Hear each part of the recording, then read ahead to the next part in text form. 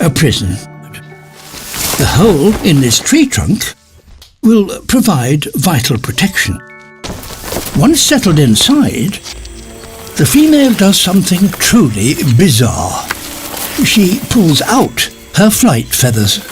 She is not going to need them because she will be staying in here for quite some time.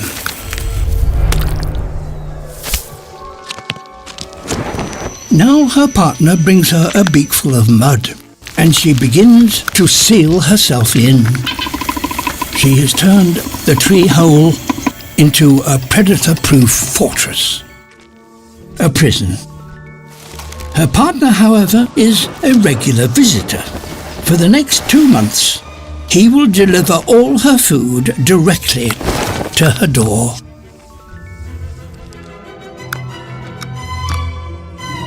But she can be fussy.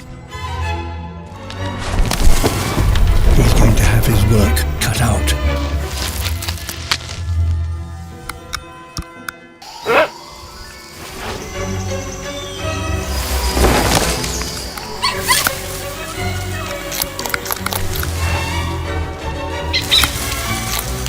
Delicious.